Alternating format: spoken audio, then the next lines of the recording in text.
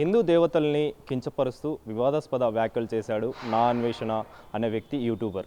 అయితే ఈ యూట్యూబర్కి సంబంధించి తన యూట్యూబ్ ఛానల్లోనే ఈ విధంగా హిందూ దేవతలపైన వివాదాస్పద వ్యాఖ్యలు చేయడంతో ఇందులో భాగంగానే అతనికి సంబంధించి అతనిపైన అయితే కరాటే కళ్యాణి కూడా కేసు నమోదు చేయడం జరిగింది, కేసు పెట్టడం జరిగింది. పెట్టిన తర్వాత పంజాగుట్ట పోలీస్ స్టేషన్లో ఇప్పుడు ఎఫ్ఐఆర్ కూడా నమోదైంది. మరి ఈ కేసుకు సంబంధించి అదేవిధంగా ఈ కేసులో భాగంగా మనతో పాటు మాట్లాడడానికి అడ్వకేట్, హైకోర్టు అడ్వకేట్ కృష్ణకాంత్ ఉన్నారు. ఈయన ఏపీ బీజేపీ అధికార ప్రతినిధిగా కూడా ఉన్నారు. మరి వారితో మాట్లాడదాం. మరి ఈ కేసుకు సంబంధించి అదేవిధంగా సెక్షన్లకు సంబంధించి కూడా డీటెయిల్స్ తెలుసుకుందాం.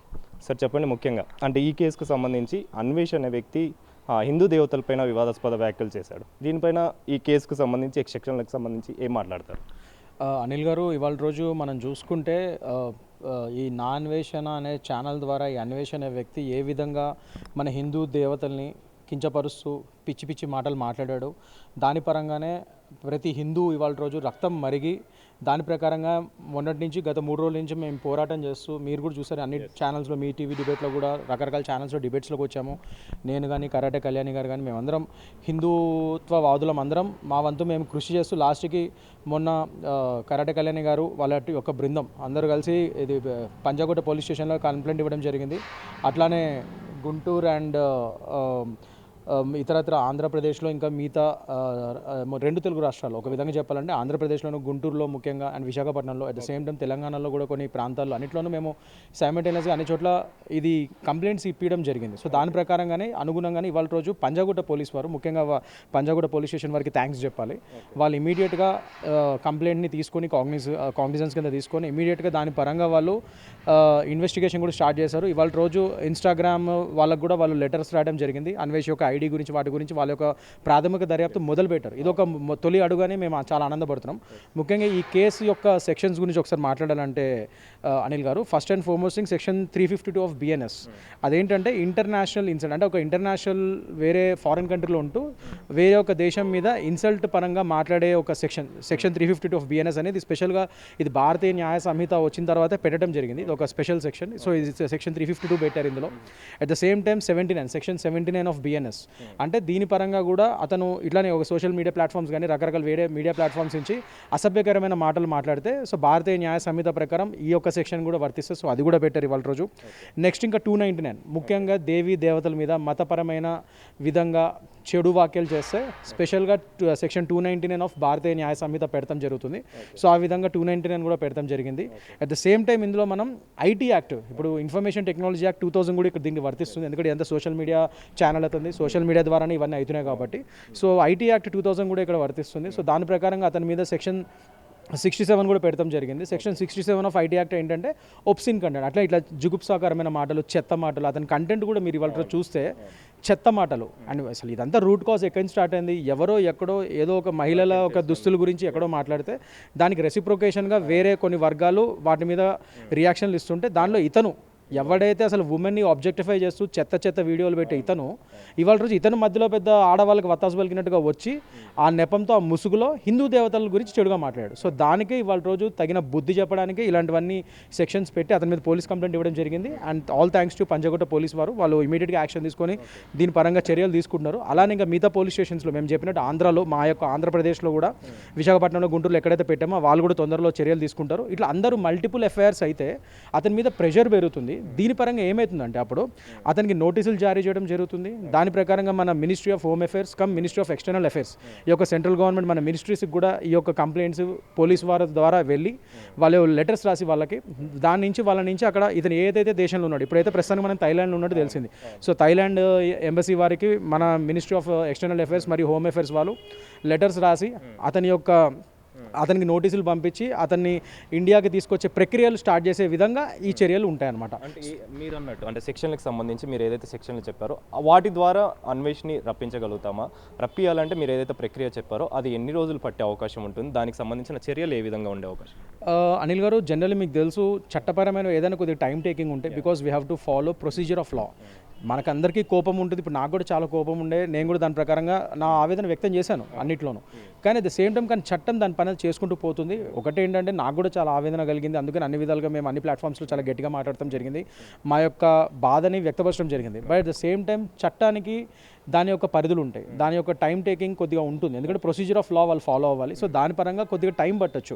సో నేను చెప్పినట్టు ఇప్పుడు ఈ విధంగా బ్యూరో ఆఫ్ ఇమిగ్రేషన్కి మన పోలీస్ వారు లెటర్స్ రాసి ఈ యొక్క కంప్లైంట్స్ ఆధారితంగా దాని పరంగా అక్కడి నుంచి వాళ్ళు నేను చెప్పినట్టు మినిస్ట్రీ ఆఫ్ ఎక్స్టర్నల్ అఫైర్స్ కానీ హోమ్ అఫైర్స్ వారు కానీ ఆ యొక్క దేశం యొక్క థాయిలాండ్ అంటే థాయిలాండ్ ఎంబసీకి వాళ్ళు లెటర్స్ పంపించి, ముఖ్యంగా ఇక్కడ మనకి ఇంటర్నేషనల్ ట్రీటీస్ కూడా ఇందులోకి మధ్యలోకి వస్తాయి. సో మన యొక్క దౌత్య సంబంధాలు ఇంటర్నేషనల్ ట్రీటీస్ MLATs అని అంటారు.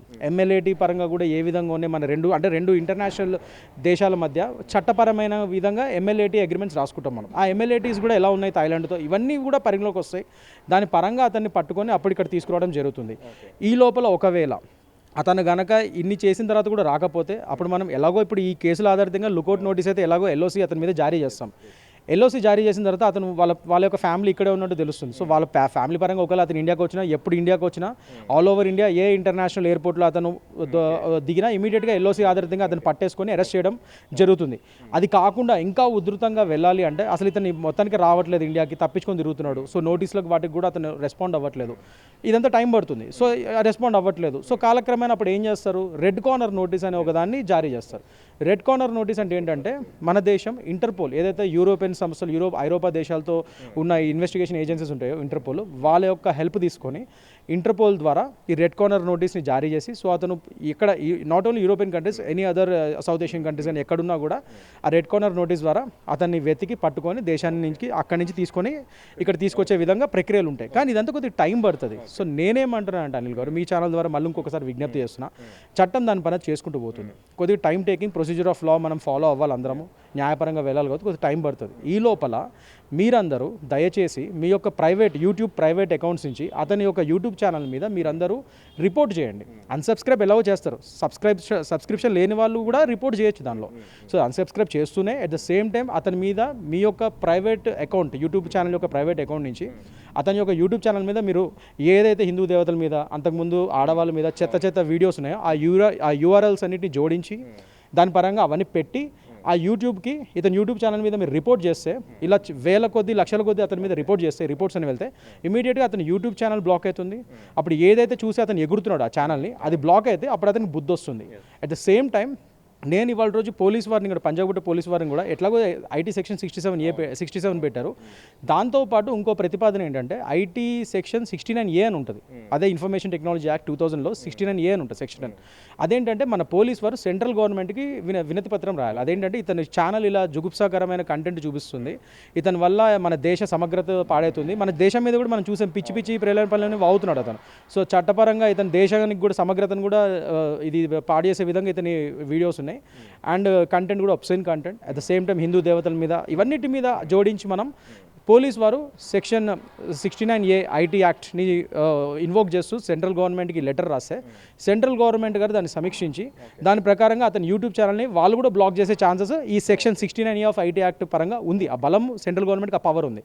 సో మన ఇక్కడ పంజాగుట్ట పోలీస్ వారిని నేను కోరేది ఏంటంటే ఈ సెక్షన్ 69A ఆఫ్ IT యాక్ట్ని కూడా వాళ్ళు ఇన్వోక్ చేస్తూ సెంట్రల్ గవర్నమెంట్కి దయచేసి మన state secretary information technology department ద్వారా సెంట్రల్ గవర్నమెంట్కి ఇది రాయమని చెప్పి, ఎందుకంటే ఒఫీషియల్గా వెళ్ళాలి, అది వెళ్తే దాని పరంగా ఇంకా ఫాస్ట్గా అతను యూట్యూబ్ ఛానల్ బ్లాక్ అయ్యే ఛాన్సెస్ మన సెంట్రల్ గవర్నమెంట్ చేతిలో ఉంటుంది. కాబట్టి ఆ సెక్షన్ 69A ద్వారా అతను యూట్యూబ్ ఛానల్ కూడా బ్లాక్ చేయమని నేను మీ ద్వారా కోరుతున్నాను. సార్ ఇంకొకటి అంటే ముఖ్యంగా ఆ యూట్యూబ్ ఛానల్ ద్వారా మరో వీడియో తను రిలీజ్ చేయడం జరిగింది. ఎక్కడ కూడా నేను హిందూ దేవతల్ని కావచ్చు, నేను ఏమంటారు కరుడు కట్టిన హిందూవాదిని అని చెప్పేసి చాలా తిష్టగా ఉంటానని చెప్పేసి కూడా ఆయన మాట్లాడడం జరిగింది.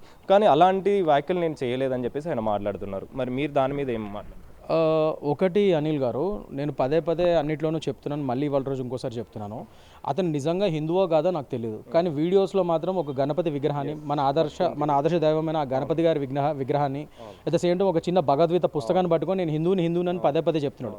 కానీ అతను నిజంగా హిందువో కాదో నాకు తెలియదు. ఎందుకంటే నిజంగా హిందూ ధర్మాన్ని, సనాతన ధర్మాన్ని పాటించేవాడైతే ఇలా ఎదవ మాటలు మాట్లాడాడు, సో ఇలాంటి జుగుప్సాపరమైన మాటలు మాట్లాడాడు.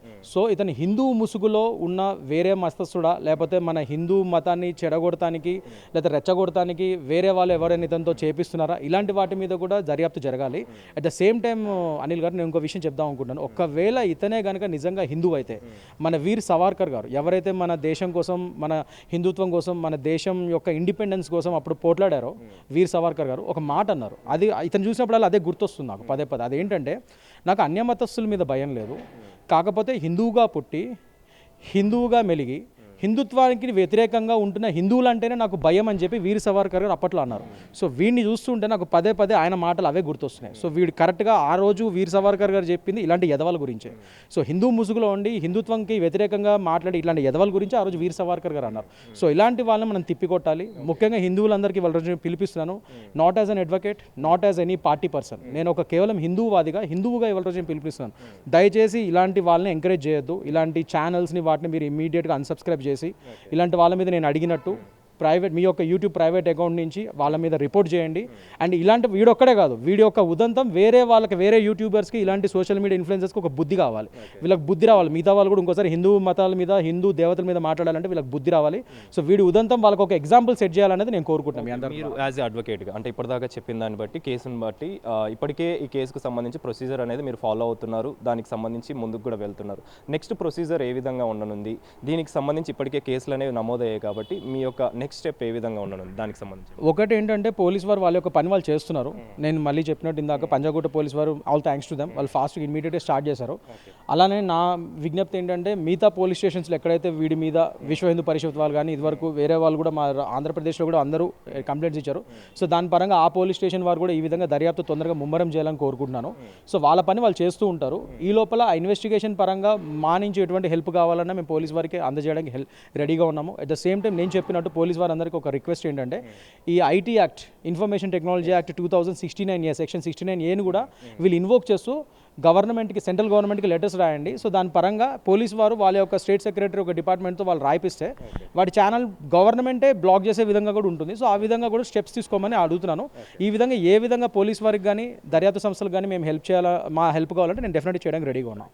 Thank you so much. So మొత్తానికైతే అడ్వకేట్ కృష్ణకాంత్ చెప్తున్న వివరాల ప్రకారం, అంటే ఇప్పటివరకు ఏదైతే సెక్షన్లు నమోదు చేశారో వాటితో పాటు 69A ఐటీ సంబంధించి ఆ సెక్షన్లు కూడా యాడ్ చేస్తే ఖచ్చితంగా గవర్నమెంట్ వరకు కూడా, అంటే పోలీసులు దానికి సంబంధించిన వివరాలు తెలుపుతారు. ఆ తర్వాత మొత్తానికి ఆ యూట్యూబ్ ఛానల్ని కూడా బ్లాక్ చేసే అవకాశం కూడా ఉంటుందని చెప్పేసి కృష్ణకాంత్ చెప్తున్నారు. కెమెరా పర్సన్ వినోద్తో కలిసి అనిల్, బిగ్ టీవీ, హైదరాబాద్.